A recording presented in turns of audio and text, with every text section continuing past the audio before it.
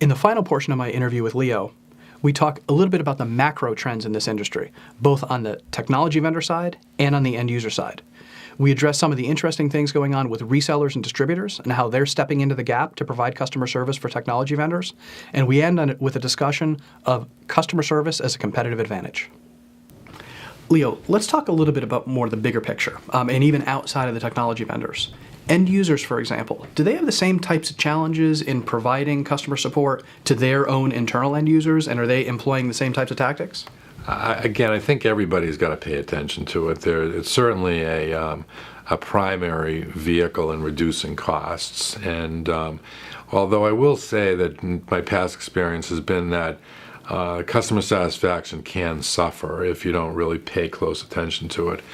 Other end users, predominantly in staff kind of positions, so in IT or in finance, any kind of back office type situation, perfect opportunity for outsourcing.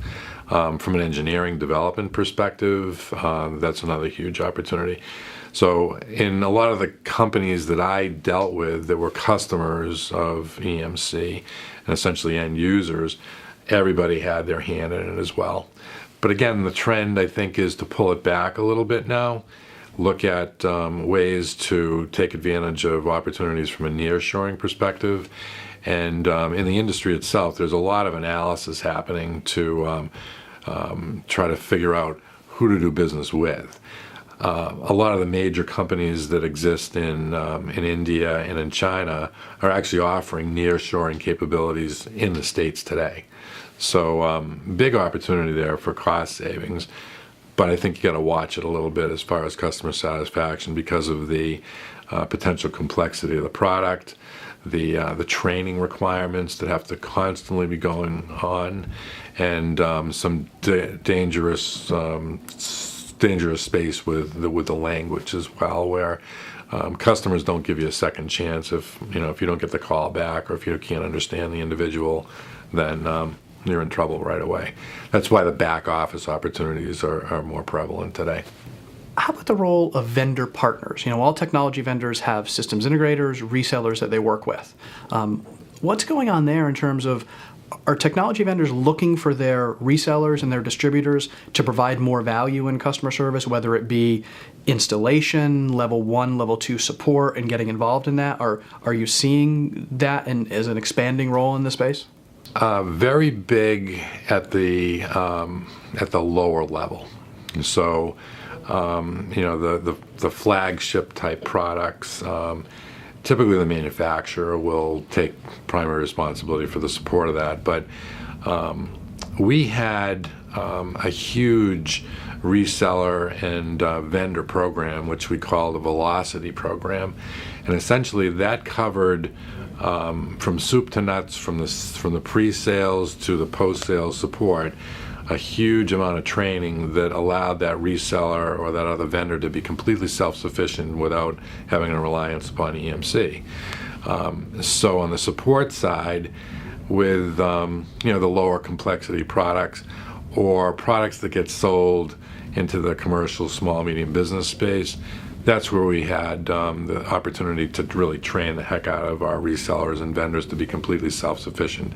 We were there for them if they needed our support, but essentially they took responsibility, and 99% of the time they were in pretty good shape and were able to keep their customers happy on their own. Where do you think the big driver of that is coming from? Clearly there's a motivation for a reseller or distributor to want to do more things so they can take more of a revenue stream.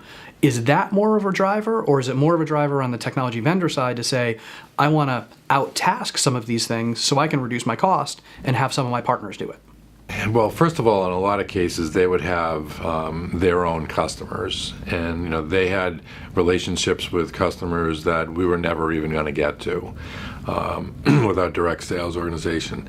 So they wanted to do everything they could to keep their most valuable customers happy.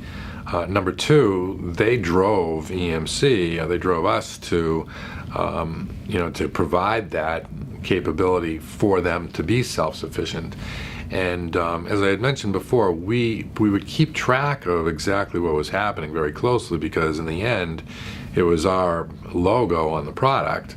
But that feedback was very important from the reseller or that partner back to our service organization or back to engineering, because the environment that the products play in is differentiated at that level, and there might be ways that we can do more to the product to make it easier for those partners to be more successful in selling and servicing the product. So clearly we wanted them to be self-sufficient, and for the most part they were very receptive to accept that responsibility. So Leo, in your opinion, in your 25 years of experience, is customer service a competitive advantage? Should it be, and does it need to be a competitive advantage for a technology vendor? Oh, absolutely. In my past experience, I think we did whatever it took to try to make a customer happy, and that just sounds like, just words. But we instituted a culture and drove it from the top down to every individual within the service organization to make sure that whatever it took to make a customer happy, they did that.